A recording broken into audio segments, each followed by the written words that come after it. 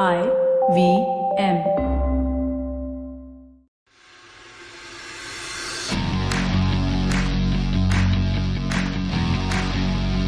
Welcome to another episode of the Edges and Sledges Cricket Podcast. I'm your host this week, Ashwin, joining you from New Delhi, India, where we continue to be in lockdown under this pandemic, but we're excited because it gives us the opportunity to talk about cricket beyond what's just currently going on. So I have joining with me today my co-podcaster, DJ, who's in London, pretty much also in lockdown. But we're very excited to have a special guest joining us today.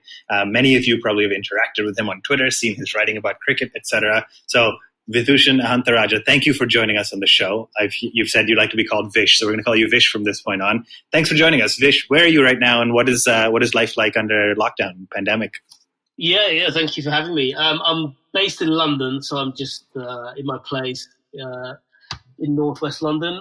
How's life in pandemic? I suppose the same for everyone, actually. Very strange. One of the good things, though, is that the last couple of days the weather's been pretty bad, so it does make staying indoors that a little bit more palatable, which is good because, yeah, decidedly, as is always the way with the English weather, it decides to mess with you as much as possible. So obviously, when we've been asked to stay indoors, the weather's been glorious. But now it feels a bit more like English cricket weather in particular now. Windy, cold, rainy. More of this, please. Yeah, absolutely. It's interesting because I've been watching. Obviously, we're in the era where cricketers go on Instagram Live, and we're just hearing a lot more from people we don't normally hear from. And I've been hearing a lot of people. It sort of seems like it's split right down the middle. When the weather is bad outside, it's easier to stay indoors for a lot of people.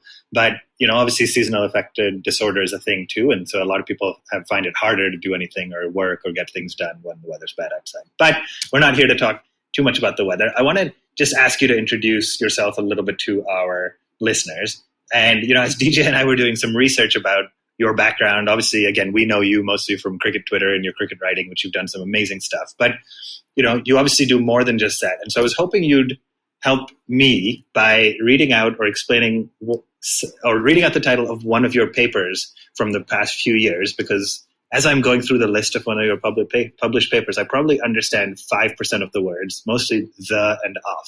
So can you tell our listeners a little bit about what you do?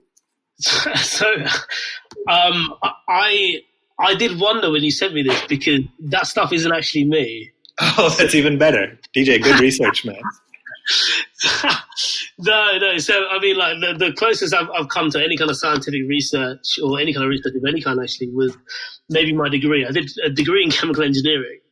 But no, I did wonder when you sent me that link of all these scientific papers. I was like, okay, wow. I mean, so Vish, that's exactly why I sent you that link, because I knew you had an engineering background, but research on yeast seemed the oxidative activity of yeast on protein disulfide isomerase and related.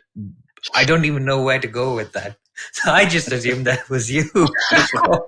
You know what's funny about this, though? Because I'm flattered, because it means that even despite my absurdness on Twitter and some of the very kind about my cricket writing, but some of the rubbish I've written in cricket as well, you still thought I'd be capable of something as highbrow as that. In terms of, it was in 2010. Vish. The paper was from 2010. Yeah. In terms of, I suppose, anything to do with yeast, I've only really been interested in the byproducts of yeast, truth be told. So, I can't say I'm an expert, totally. But, I mean, thank you for assuming that I'd be associated with something so highbrow. But, my background is in chemical engineering, but beyond doing that at university, I didn't really take it beyond that. But that probably helped, actually, because I think I studied chemical engineering and realized that not only did I not want to do that, but as ever in life, when you're in a situation which you don't want to be in, it actually gives you a bit more clarity of where you want to be. So I think in that moment I realized that I wanted to be a sports writer, and cricket kind of happened from there, really. So from about 2012, I freelanced, or rather contracted, for ESPN Cricket Info, The Guardian, did stuff for The Telegraph as well. But it mostly became between those two, and also a magazine called All Out Cricket, which is now Wisden Cricket Monthly. I've kind of been doing that, and then moved into Cricket Bars in about 2018. So I had two English summers there, which obviously included the India tour in 2018 and also World Cup and Ashes last year. And then at the end of last summer, I joined the Independent to write about cricket and other sports as well. So I'm their sports feature writer, which has been certainly challenging, especially over the last few weeks, coming up to a month now. But I'm really enjoying it. And so not very little to do with yeast, truth be told. But that's basically me. Awesome, Vish. Can I just ask what the moment was that you abandoned every Asian parent's dream for you? That is to be an engineer. Because I went to study for engineering. It was too hard for me, so I switched over to law. And so what was the exact moment where you decided I've had enough of this and I want to be a cricket writer, before we actually move to the chat about cricket and COVID and stuff? It's probably my last year of chemical engineering. So courses in Scotland. I went to the University of Edinburgh, and courses in Scotland are 4 years long instead of 3, and then your masters. I think I really, it's one of those careers where you don't really, it's like a dream job, and you don't really know how to get into it, and that's kind of where I was, and I kind of closed myself off from it for a few years because it just seemed a bit like a pipe dream. It seemed on par with me wanting to play cricket for a living, if you know what I mean. So. Yeah, that was probably, when was that, like 2009, I think it was, 2009, 2008. And then obviously there was the T20 World Cup in England in 2009, which I attended a few games, and I thought, God, it'd be pretty cool to be paid to watch this for a living. And I suppose 10 years later, it's been, I can say to myself 10 years ago that it was absolutely the right call. That's fantastic. I'm glad. I was going to just ask you, does it feel like you made the right decision? Has it lived up to the expectation? I'm sure there are pluses and minuses, but I guess one of the good things is, even though you can't play cricket outside right now, you can at least still talk about it and write about it. So thank you for joining us on Edges and Sledges to do just that.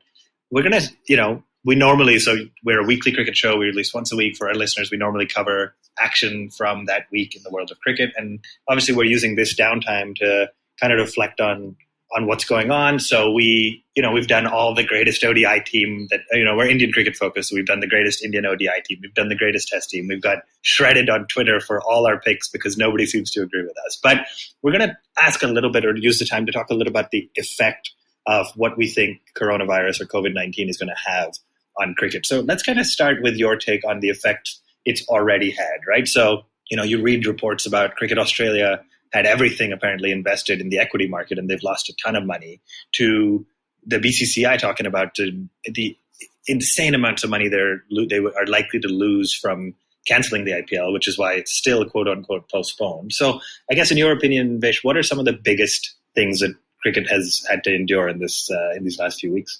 I suppose the biggest challenge, and this is purely speaking from an English point of view, it has been really when these matches are going to get rescheduled, because while there's obviously issues with the World Test Championship and looking further ahead on a global level, the 2020 World Cup, which was due to take place in Australia later this year. For example, in South Africa, they were also affected, but their season had basically come to pass. They managed to get England in and out, which is obviously their big money maker. And beyond having to sort out some domestic issues, they've largely kind of went through unscathed. It's now their kind of winter, quote unquote, program that they were looking at, and the issues arising from that, having to leave India early was obviously quite a big deal. But with England, for example, there's, the season hasn't really got going, and there are some big high profile matches happening this summer, obviously, with Test series against West Indies and Pakistan. And also you had an ODI series against Australia, which tend to make a lot of money, not just through TV rights, but obviously at the grounds they're supposed to be played at. But this was also it's supposed to be the year of the launch of the inaugural 100 season, which was ultimately a competition brought in to help county cricket, domestic cricket in England, a better financial or a more sizable financial footprint on the English game, make it more robust from top to bottom. And the issue that was facing the 100 going into this year anyway was the fact that so much of the domestic game and so much of the future of the 18 counties had been leveraged off this competition going well. And for something like this to happen and basically blown out of the water in many ways. It won't happen this year.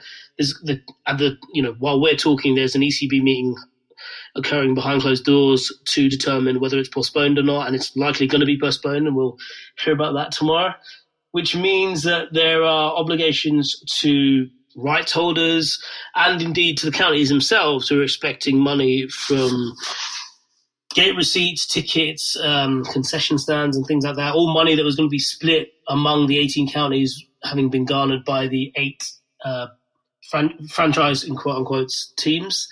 So, from an English perspective, that's been the biggest deal. This couldn't have come at a worse time, really, especially if you consider the groundswell of support the English cricket garnered over 2019 because of how successful the World Cup was and how compelling the Ashes was. This, as I said, couldn't happen at worse time, especially when so much of English cricket was still up in the air. So, Vish, can I just ask you a question on that? I know you wrote about the 100 and the draft in the Wisden Almanac, which I've been enjoying the 2020 version of. Do you think that the 100, you say it's going to be postponed this year, but do you think this might lead to it being abandoned for good? Because there has been a lot of opposition against the 100. People think that there isn't need for another format. There's questions as to why it came about, whether the counties are going to survive the advent of the 100. So do you think it's still going to go ahead, even maybe not this year, but perhaps the year after? Yeah, definitely. I mean, we've been told as much by the CEO of the ECB, Tom Harrison. He said last week that when you look at the aims of the 100, which were to, provide a more prosperous future for domestic cricket, to getting more fans, particularly lapsed fans and new fans into the game, and also just give England a marquee white ball competition. All those three facets are going to be more important than ever after COVID-19, after, once we've got hold of this pandemic. And so in his words, in his eyes, the competition's value has gone up, or certainly the need for this competition has gone up. So in that regard, obviously, I think they're going to push through and do what they can to, almost guarantee that it's going to be in place next year. From a personal point of view, I would say, it's still needed because a lot of the bumper domestic deal that they signed with Sky and the BBC, a broadcast deal which is in excess of £1 billion, and the biggest we've seen on these shores, and therefore, I suppose, something they had to adhere to. But a large part of that was this new competition, which is the reason it was only to be brought in 2020, is because the previous broadcast deal expired at the end of last season. So there's an obligation contractually to have something, to have the 100 coming forward. So therefore, they kind of bang to rights, really. Even if it doesn't happen next year, it probably does have to happen in 2022. So it's it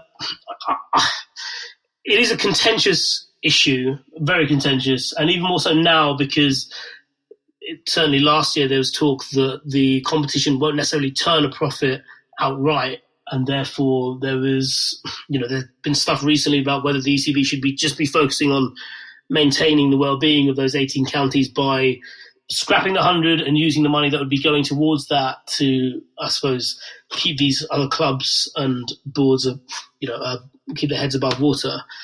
But, obviously it's kind of too early to tell, but I think it would be overly dramatic and more detrimental to the county game if they did scrap the 100 outright, because they would be liable to all sorts of issues with Sky, the BBC, and I suppose the member counties as well, who ultimately did want this competition.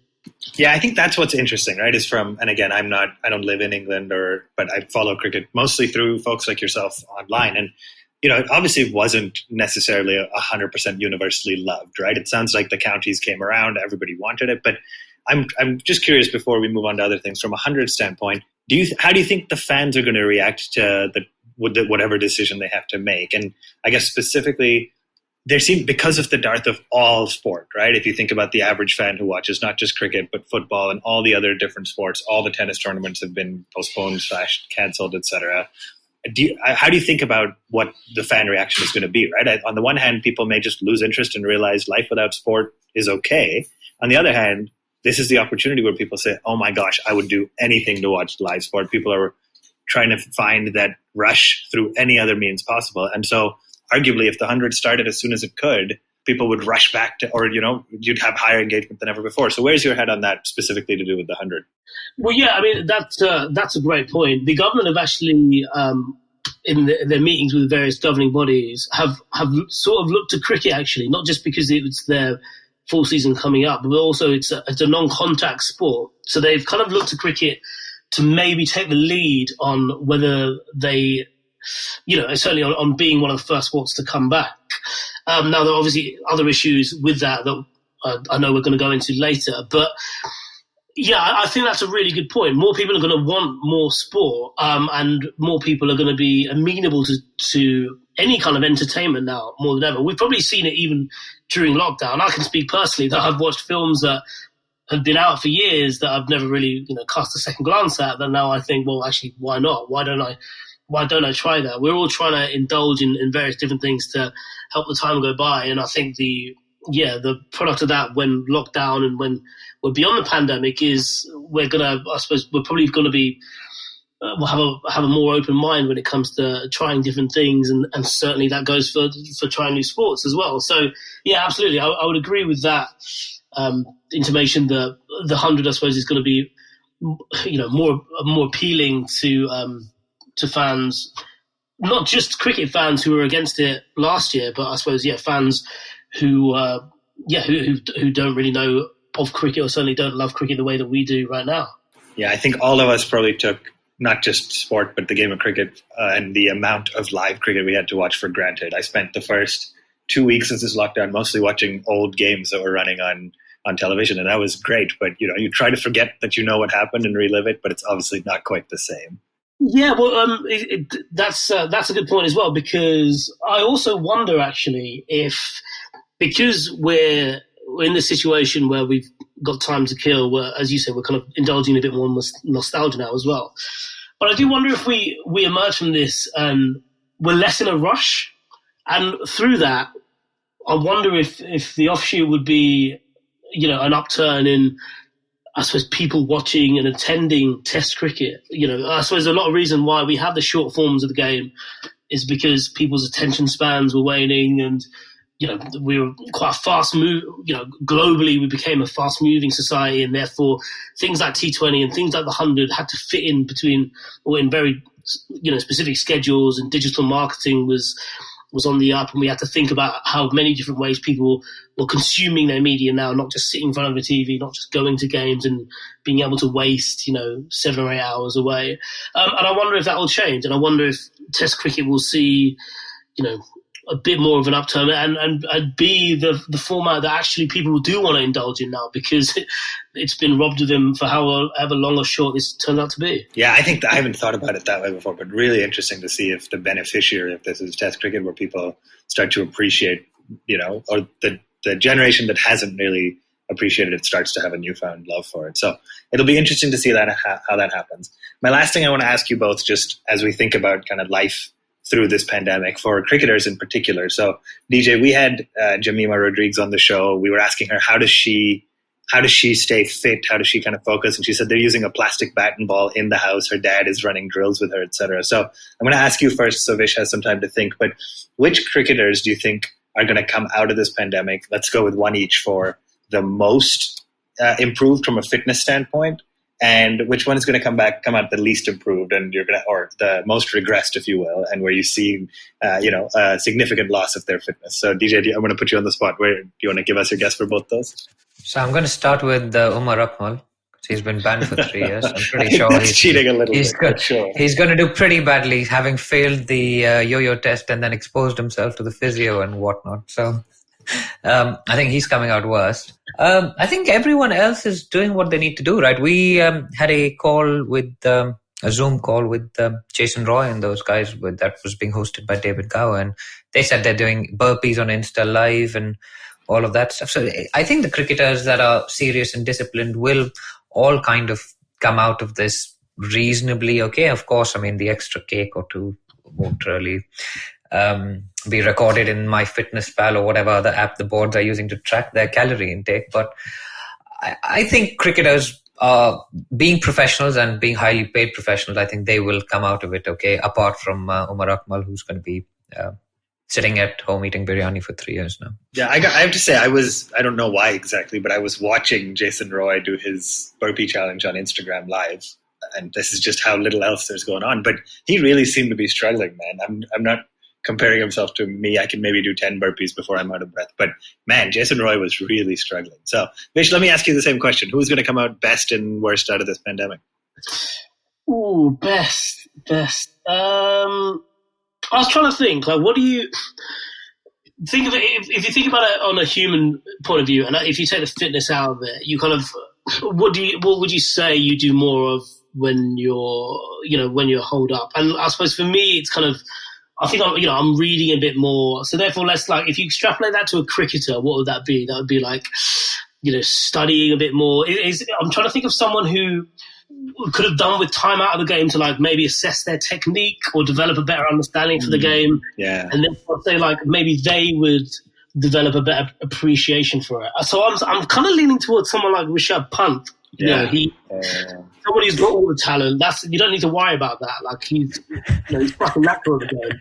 But it's the other bits, that people think that he should improve on. So let's say Rishabh Pant for the most improved.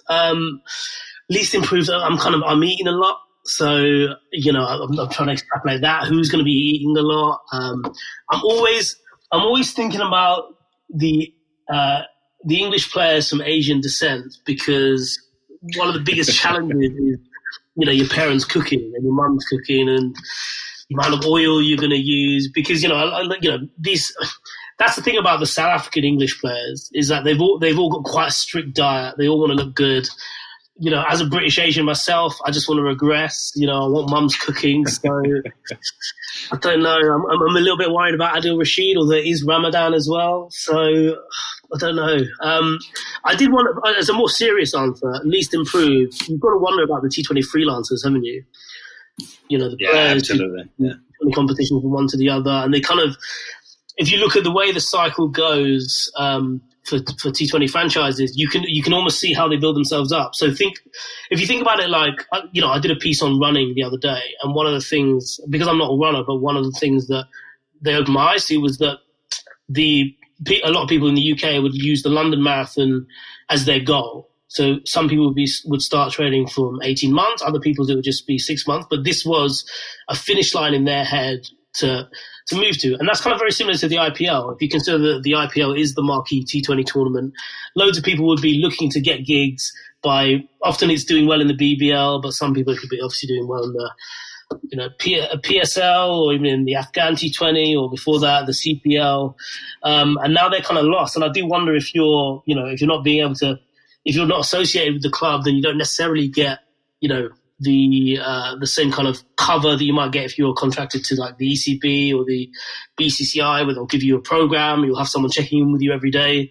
So you kind of have to be your own boss, don't you? I suppose T20, the older cricketers maybe who need overs under their belt, particularly bowlers like someone like Anderson, but then also, T20 freelancers. I reckon they'll come out of this the worst for wear, certainly the least improved, Yeah, that's really interesting. So a lot of great insight there. I think the freelancers is somebody I didn't, again, really think about. But, without the infrastructure, you're just jumping tournament to tournament. But there's two things, right? One is not having the infrastructure support during this lockdown. But the second is, as you go back, those tournaments are likely to fall to the bottom of the priority list as you think about the international calendar, and then the IPL and Big Bash being the big two that'll get prioritized. So that's going to be really interesting. I do have to address, though, I don't know if you did this on purpose, but we have a lot of our listeners, our fans, call us at Edges and Sledges. They call us the Rishabh Pant Show. They say, as an Indian cricket show, we spend a disproportionate amount of time talking about Rishabh Pant, which is literally 1 week he's the greatest thing ever. The next week we're criticizing him. So I love that you brought him up. I think that's a fantastic answer. Thank you for doing that. I can say probably half our listeners are going to now follow you on social media, and the other half are going to drop you. So we'll see how that goes. All right. Yeah, just to close that out, I think I sort of had two thoughts as well for me on who I think is going to do the best and worst. I think somebody who's going to do the best for me is somebody who's a one format player already, because they're used to downtime in cricket. So I was thinking, for me as an Indian cricket fan, a Pujara or an Ishant is probably going to come out of this okay, because they have their their rigor, their ability to stay on top of technique and fitness, even when the rest of their teammates are playing more cricket than they are. So I think they'll be okay. I think the struggle, exactly with what you said at the end, is the MS Dhoni, Jimmy Anderson, Dale Steyn type of folks who needed that game time to be out there to, prolong their careers just enough, whether it's international or domestic. So I think those guys are going to struggle the most coming out of this. All right, Vish, we're going to pivot and look forward. What is cricket going to be like after COVID-19? And when this whole thing started, we all started saying something like, okay, when life returns to normal, then what are things going to look like? But I think the world has started to accept, instead of saying returns to normal, we're saying as we adjust to the new normal, right? So people are talking about how are you going to be shaking hands at the office with strangers again? Are you, how do we think about social distancing? Can you imagine being in a crowded bar with 300 people next to each other, kind of, shoulder to shoulder, or being at the MCG with 80,000 plus people? But let's talk specifically from the perspective of the game. So let me ask you first, Vish, what are some of the biggest things you think will change coming out of this game, coming out of this pandemic for the game moving forward, just specifically on the field? Part of me thinks the game itself, when it's allowed to return, will return as normal, because mainly, I think that because I'm of the view that while it's still going on, I don't think it would be appropriate for the game to be played in any part, because I just think it's so hard to police. There's obviously talk of not using saliva on the ball, but there are other ways of passing it on. People are going to be in pretty close quarters with each other, whether it's in the dressing room or even whether they're staying in hotels or when they're traveling. It's I think the game itself will change in that regard. I do wonder, maybe you kind of shook hands at the end of the game, didn't you? You didn't really do it before, aside from that brief moment when Tim Payne thought it was a good idea because he watched football once. But yeah, I can't really see too much change per se, because it's just maybe I'm not doing this virus justice in terms of thinking that it's gonna elicit some permanent changes in how we behave, because in terms of on the field, I can't really see too much. Off the field, I did wonder with grounds, particularly in India and a bit of the Caribbean, actually, where it is, certainly, your seats and being in the stands is a bit of a free for all. And I wondered if maybe it'd have to kind of go to the English kind of prim and proper way, which is, a lot less fun, but probably for the purposes of disease spread and things like that, probably a lot safer, and being able to space people out and portion them off adequately, certainly when the games aren't behind closed doors. Yeah, I think very interesting. So I think that's probably the first thing, that you don't think the game is going to come back probably until a little bit later than some of us, where, we're already thinking about how do they test everybody who comes in. I mean, arguably between the two teams, support staff and broadcasters, you can have probably under 200 people to run this and have it, live without audience. But I know there's a big element of the audience, or the crowds, that makes a big impact to the cricketers. So, DJ, let me ask you a little bit. You're an all-rounder, obviously, in your club cricket game. Let me ask you about some of the things that people are talking about. For some reason, the single biggest thing in a cricket and post-COVID-19 world that seems to be talked about is saliva, right? So bowlers use saliva to shine the ball to get swing. Sometimes they use a little bit of sweat. Obviously, all carriers for potentially a virus. I think Ashish Nehra came out recently and said there is nothing that can replace saliva, even if you start to allow bowlers to carry a little jar of Vaseline in their pocket. So, as a quick bowling all-rounder, talk about the role of saliva, and do you think that's going to change? Well, you have a ready-made substitute for it, don't you? It's sandpaper. So you could try that. But jokes apart, I mean, I don't think it's that big a deal. You've seen people previously use all sorts of stuff to scuff up the ball and use Vaseline to make it shiny on the other side. So I know Vish has written a great article about reverse swing, I think 2017, about England, how they were suspicious of it and how they embraced it. But I don't know. I mean, I don't think saliva is a big deal. I think it's more just contact, right? I mean, if the bowler's holding the ball in his hand, he's going to deliver it. The batsman edges it, and it goes to first slip, and first slip's got to catch it without any gloves. And that's where the transmission takes place, right? Plus, I mean, just natural human instinct is to celebrate a wicket. So you get a wicket, you go and high five your teammates or your captains or whatever else, or you'd see international cricketers even pick each other up. Suresh Raina is quite friendly when a wicket falls as well. So I don't think the point is actually getting shine out of the ball or leaving or pushing bowlers out of the game. I think it's just, yes, we say it's a non-contact sport, but there is still possibility of transmission. And I think Jared Kimber's done a great video on this on YouTube, on his new YouTube channel called Good Areas. And there's a lot of interaction between people setting up the game. There's people playing the game, fielders stand in close proximity to each other as well. Dressing rooms are often cramped.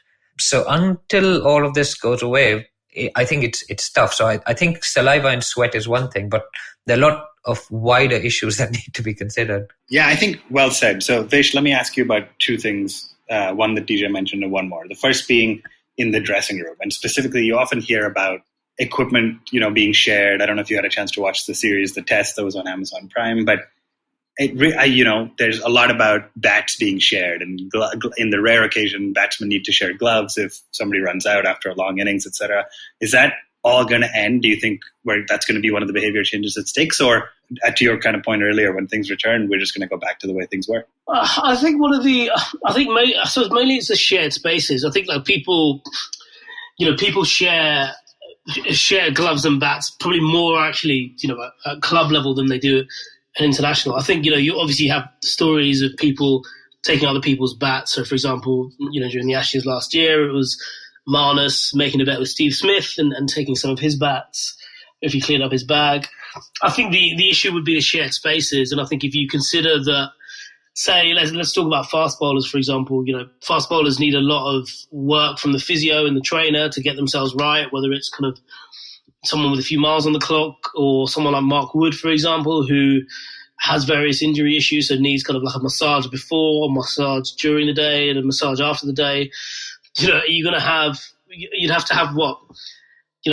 A physio constantly disinfecting, work surfaces constantly disinfecting. And, you touched on something earlier about a number of people involved and the number of tests you'd need.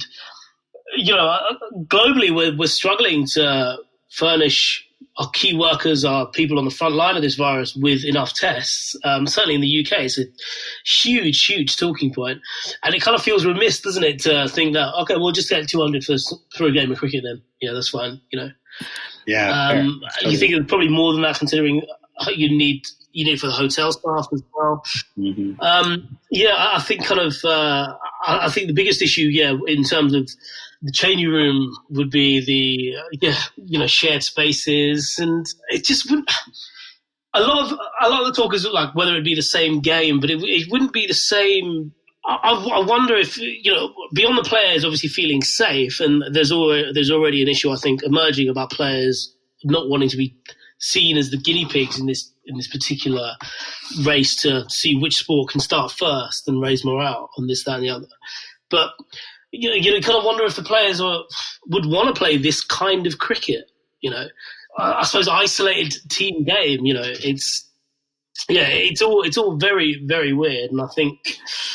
I suppose just to repeat the point I made earlier, it kind of, the more you talk about it, the more you realise that actually this is all just pie in the sky stuff. We just need to it's got to be normal or not at all. Certainly in my eyes. Yeah, I think spot on. I think it's going to be we can sit here and do as much conjecture as we want, but I think very, very interesting to see how this game evolves, if at all. I mean, the truth is humans have evolved through pandemics before, through wars, through, all sorts of different global kind of life-changing events. This one may be bigger than some others, but, I believe the game will evolve and find a way back to a happy medium. But before we let you go, Vish, I want to ask you one more thing about cricket in a post-COVID-19 world, and that's specifically the role of the crowd and the audience. So, if you think about it from my perspective, I mostly watch or follow international cricket or the big kind of T20 tournaments as well. But I know you've covered a lot of county cricket, and I say that because, there are often high-quality matches that happen with pretty sparse crowds sometimes, depending on time of year, day of the week, etc.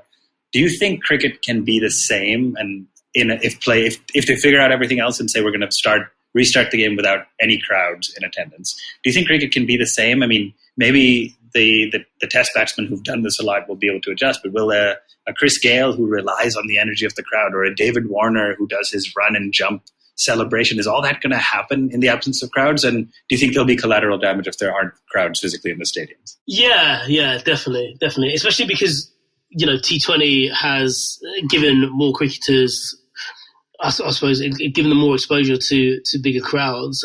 We just spoke to Mo and Ali today, actually, and he said it was really stark because obviously in the PSL, it continued on for maybe a week or so before shutting down completely the semi-final stage. And for that week, when they had to address the COVID pandemic, purely because people wanted to get back home rather than any issues that they might have over there, they decided to go with no crowd. So they essentially had two different competitions. They had one where the stands were packed and one where it was deathly quiet. And Mo and Ali said today that he found it really, really weird and hard. It's hard to raise your game when you've gone from all that to nothing at all. And yeah, I think, we joke about, first-class cricketers will be totally used to it because no one goes to watch first-class games.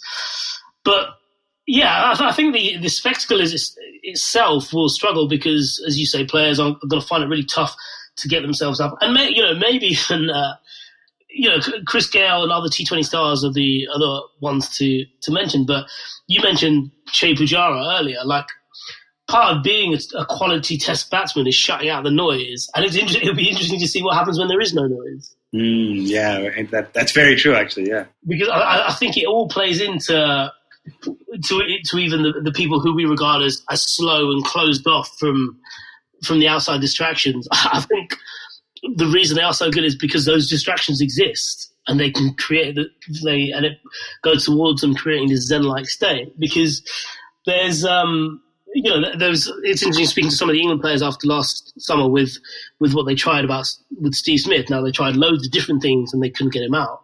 But one thing they realised is don't talk to him and don't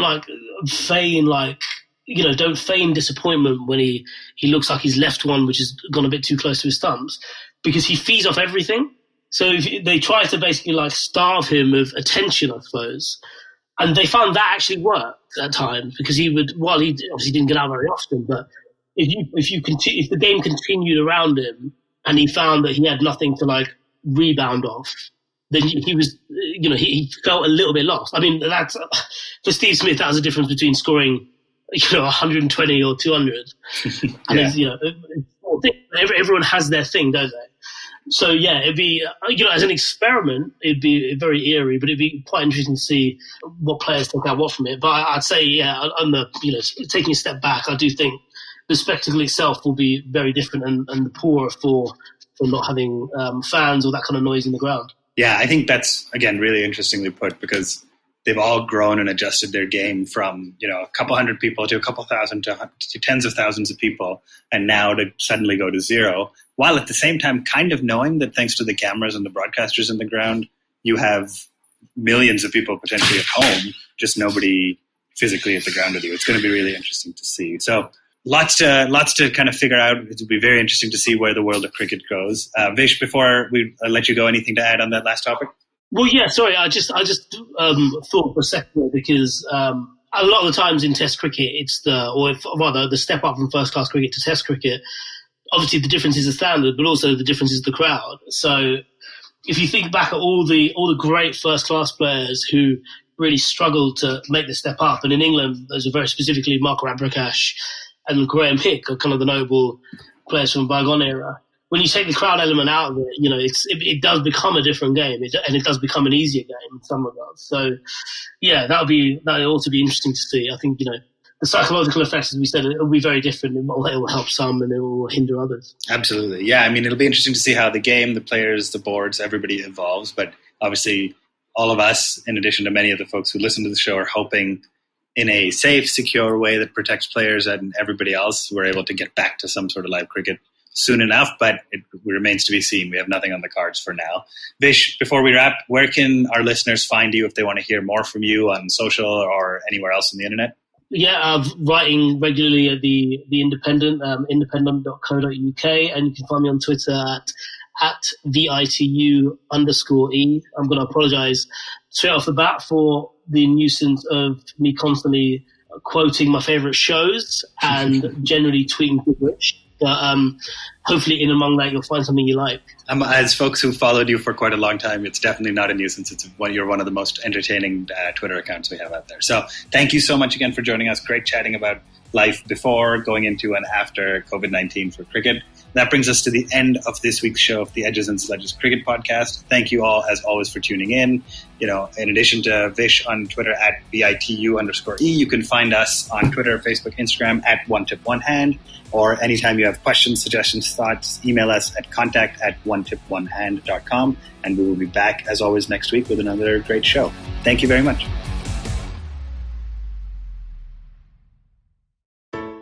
I hope you enjoyed that show. We'd like to thank our sponsors this week, Paytm Money. While we're still going through lockdown, let me recommend a few quick shows for you to listen to. Check out Uncle Please Sit with Joel and Tushar. Really enjoyed that show. They unpack some of the greater issues that we're facing, and I think you'll enjoy that. Also, do check out The Traveling Professor. That's a fun show that I think you're really going to enjoy as well. Fulia Bazi is a great show. It's a Hindi show about policy and things like that. They had a great episode last week. A close friend of mine from college, Joy Paul, was the guest. They talk about different social networks being used for different things. Very cool show. And lastly, let me tell you about Simplified. Simplified did a live episode last week, and we're making the first part of that available on their feed right now. So do definitely check that out. I'm sure you'll enjoy it. Thanks, and please do keep listening. रिश्ते में तो हम तुम्हारे podcast लगते हैं. नाम है football शुटबॉल. Presenting Football Shortball, a show about three friends discussing our favorite game over a beer. Sometimes three, maybe even five. Hi, I'm Shiva, and with me are my two sidekicks, Gaurav Sapre and Karthik Iyer. Sidekick? You mean like Batman's Robin or Van Persie Robin? No, I mean like Alexis Sanchez, but with a little more skill than just playing the piano. Ha, just shows how the best players at Arsenal are mere bench warmers at United. Oh, thank you, Iyer. But you're a Fulham supporter, so whenever you say anything to support me, I question my beliefs. Just like how Griezmann would say, एक बार मैंने जो decision ले लिया, तो मैं अपने आप की भी नहीं सुनता. Banter aside, we will talk match reports, transfer rumors, top controversies, fantasy football picks, and so much more. So grab a beer and tune in to Football Shootball every Wednesday on the IVM Podcast app, website, or wherever you get your podcasts.